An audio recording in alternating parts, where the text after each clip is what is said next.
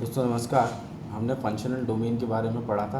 अब हम देखेंगे कि पावर ट्रेन क्या होता है और पावर ट्रेन डोमेन को और इसको हम एक बार को एक्सप्लोर करेंगे और इसमें देखेंगे कि कौन कौन से इलेक्ट्रॉनिक कंपोनेंट होते हैं, इसके क्या क्या चैलेंजेस होते हैं और ऑटोसार इससे कैसे ओवरकम कराता है। तो इसमें बेसिकली आपका जो बेसिक कंपोनेंट आएगा वो आएगा इंजन, इसके बाद आएगा आपका ट्रांसमिशन के बाद इसमें आ जाएगी आपकी ड्राइव, बहुत सारी और सारी चीज़ें आ जाएंगी, बट बेसिकली इन दोनों पे ही एम्फेसाइज करेंगे अभी। ठीक है, और यही दो इसके मेजर कंपोनेंट होते हैं।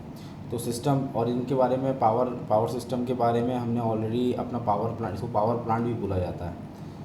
तो किसी भी व्हीकल का पावर प्लांट तो इंजन ही होता है। इसके बारे में हमने अपने पिछली वीडियो में अच्छे से डिस्कस किया है। यदि आप चाहें तो आप पिछली वीडियो भी देख सकते हैं। अब इसको ऑटोसार के पर्सपेक्टिव में देखना तो हमको समझना पड़ेगा कि आखिर इसमें ऐसा क्या क्या होता है जिसके कारण हमको इसमें इलेक्ट्रॉनिक उपकरणों की ज़रूरत पड़ती है और उन उपकरणों को यूज़ करने के लिए हमको ऑटोसार की ज़रूरत पड़ती है।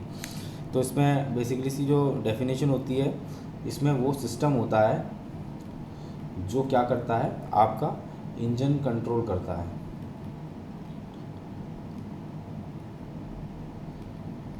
इसका कैसे करेगा? एज रिक्वेस्टेड बाय ड्राइवर की रिक्वेस्ट के हिसाब से ये काम करता है। अब इसमें इंजन में के से रिलेटेड क्या क्या ऑपरेशन होते हैं, जैसे कि आपको स्पीड को ज़्यादा करना है या स्पीड को कम करना है। ठीक है, थ्रॉटल पोजीशन हो गई, ब्रेक पेडल्स यूज़ करें, इंजन को रोकना है, ये सारी चीज़ें जो हैं इससे रिलेटेड होती है। ठीक है, ब्रेक पेडल्स से जो इन्फॉर्मेशन आती है उसको यूज़ करना, साथ ही साथ में इंजन की हेल्थ चेक करना, हेल्थ से रिलेटेड इन्फॉर्मेशन शेयर करना।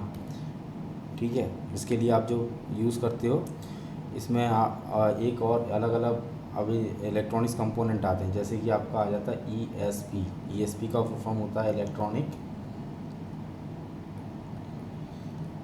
स्टीयरिंग प्रोग्राम, इस तरह से। ठीक है, दूसरा आ जाएगा आपका एबीएस का फुल फॉर्म क्या होता है? Anti lock braking system. Anti lock braking के साथ तीसरा आता है आपका इसमें इसी तरह कंपोनेंट में आएगा टीसीएस का फुल फॉर्म होता है ट्रैक्शन कंट्रोल सिस्टम। ये सारी चीज़ें इसका मेन, ये सारे प्रोग्राम के फॉर्म में भी होते हैं और हार्डवेयर के फॉर्म में होते हैं, तो ये इसके मेजर कंपोनेंट होंगे। तो ईपीएस के केस में क्या होता है, ये एक्ट करेगा एज अ नेचुरल फैक्टर, जैसे कि एक्ट टू नेचुरल फैक्टर्स कैसे? जैसे कि आपका एयर करंट, टेम्परेचर को मॉनिटर करना, साथ ही साथ में ऑक्सीजन लेवल चेक करना, उसके साथ आपका एग्जॉस्ट प्रपल्शन,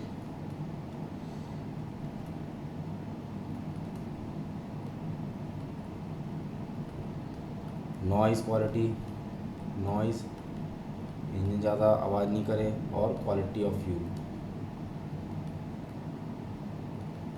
इससे रिलेटेड ऑपरेशन होते हैं। साथ ही साथ में आपका जो एक ज़रूरी चीज़ होता है इसमें, उसको बोलते हैं इग्निशन टाइमिंग वॉल्व।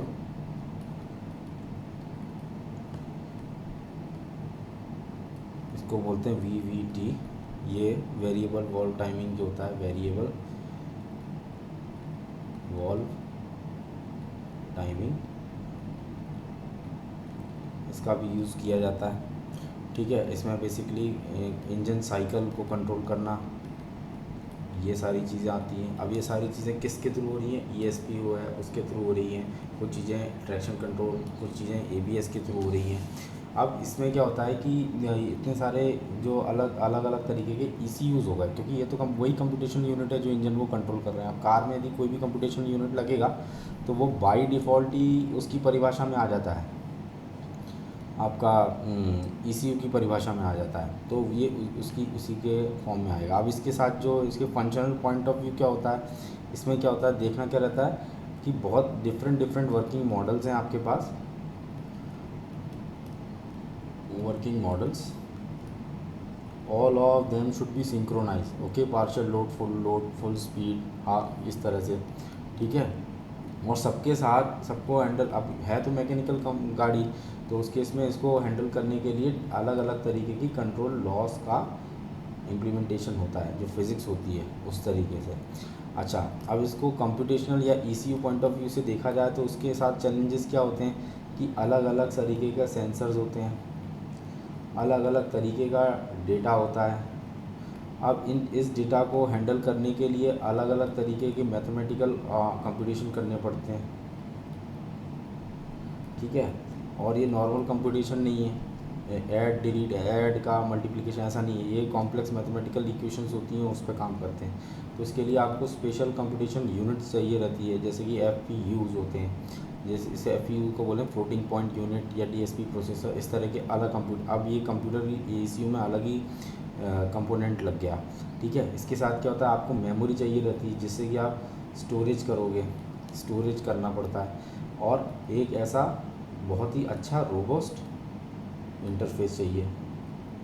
एक गड्ढा आया और गाड़ी मतलब इंजन को प्रॉब्लम हो गई, देन उससे बहुत ज़्यादा दिक्कत हो जाएगी।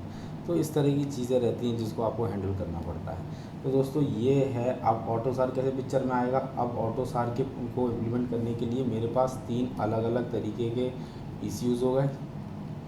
अब इन ईसीयूज़ को मैं ऑटोसार स्टैंडर्ड को यूज़ करके आपस में इंटरकनेक्ट करूँगा। तो दोस्तों ये जो मैंने आपको बताया, ये आपको पावर ट्रेन के बारे में बताया, पावर ट्रेन में ऑटोसार कैसे काम करेगा, क्या क्या कंपोनेंट होते हैं, कौन कौन से इश्यूज़ होते हैं, इसके साथ चैलेंजेस क्या होते हैं, और उसको हैंडल करने का तरीका किस तरीके से रहेगा। तो यदि आपका इससे रिलेटेड कुछ इश्यूज़ हैं या कोई डाउट है तो आप कृपया कमेंट सेक्शन में ज़रूर बताएं। धन्यवाद।